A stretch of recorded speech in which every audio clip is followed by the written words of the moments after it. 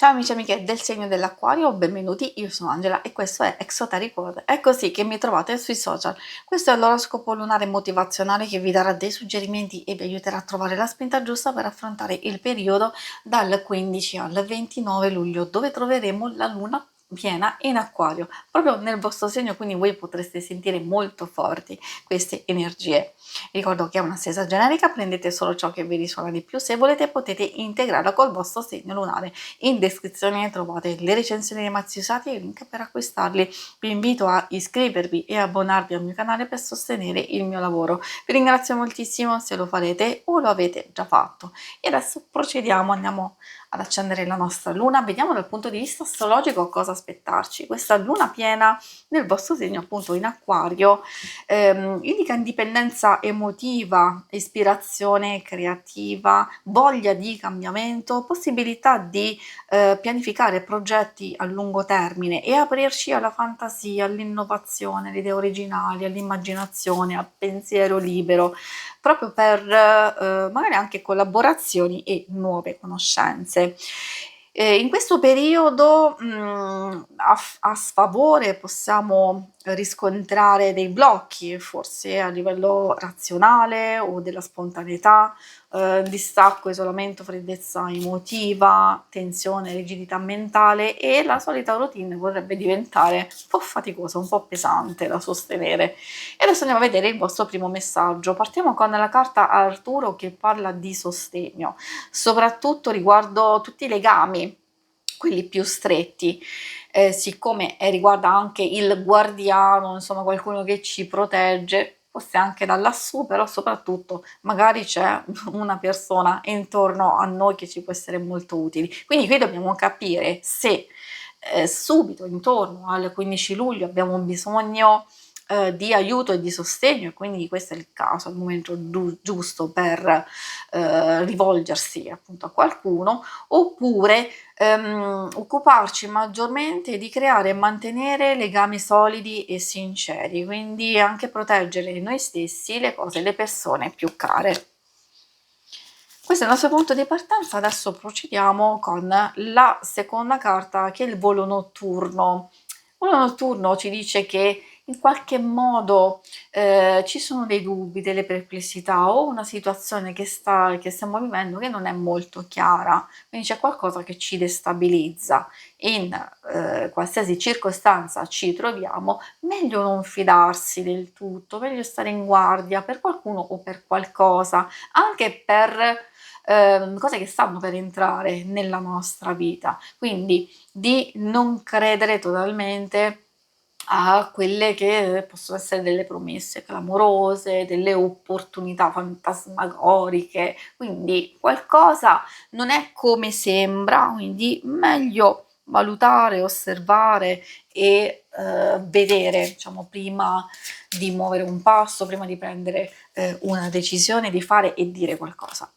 Esprimere desideri è una bellissima carta che ci dice che c'è un momento in questo periodo dove abbiamo bisogno di credere in noi stessi e nel nostro potere, soprattutto nel potere dei sogni e dei desideri.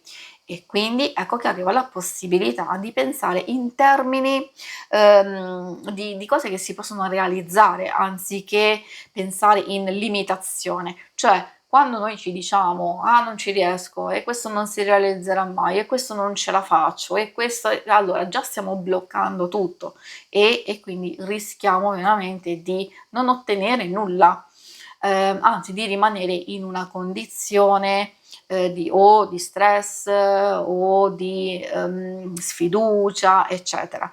Quindi deve essere sostituito questo schema negativo. Cosa possiamo fare? Noi dobbiamo visualizzare il nostro obiettivo e crederci. Magari incominciare a fare piccoli passi, diciamo pian pianino, procedere e andare avanti.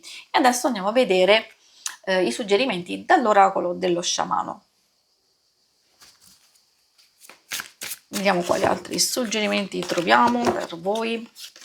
Il primo oracolo è la rivelazione, molto interessante come messaggio perché ci parla di condivisione senza condizione o attesa. Ci parla anche di gratitudine per arricchire chi dà e chi riceve, di dono autentico, di un atto generoso, un atto che crea un legame, di cuore e sentimento che si muovono in un certo modo proprio per darci la possibilità di vivere in serenità, abbiamo visto a livello relazionale, ma non solo, anche di far emergere e portare avanti i nostri sogni, i nostri desideri. Quindi passiamo dal concetto di apertura sotto tutti i punti di vista, magari soprattutto se siamo lì che non crediamo abbastanza in noi, nelle nostre stesse capacità e soprattutto anche nella realizzazione dei nostri desideri.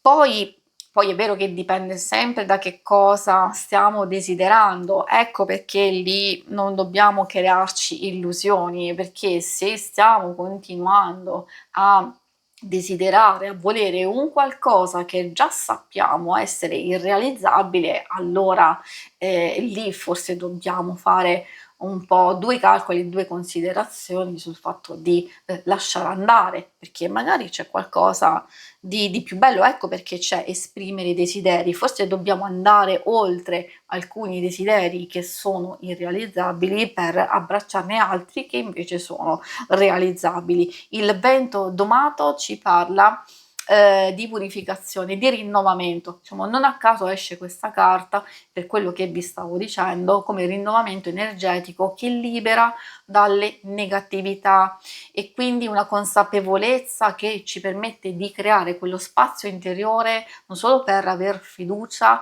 ma di aver più rispetto del nostro percorso e quindi abbiamo bisogno di riunire quei frammenti, quelle divergenze, quelle cose che sono sia dentro di noi che fuori, che appunto non ci permettono di vivere in serenità, ma comunque purtroppo ci bloccano in alcune situazioni. L'altro messaggio arriva dalla carta arcobaleno e questa che cosa vuole dirvi? Parla di speranza, di un messaggio divino, di una prova che può essere superata e abbiamo tutte le capacità, le possibilità di superarla. L'importante è avere perseveranza, di non cedere alle cose negative o alle cose brutte, di attraversare in pieno il buio, appunto abbiamo visto il volo notturno, e cercare chiarezza, di avere una visione dei propri sogni, appunto come vi dicevo, quelli che si possono realizzare e di lasciare andare quelle che sono le incertezze e le cose che ci bloccano. Quindi dobbiamo allinearci alle nostre intenzioni e alle nostre azioni e fare ciò che si può nel qui e nel momento presente. Si conclude qui la lettura, vi ringrazio per avermi seguita, se volete in alto a destra trovate il logo per iscrivervi al canale, mentre in basso trovate le schermate per vedere il vostro oroscopo mensile e quello settimanale. Alla prossima, vi auguro una buona luna, ciao!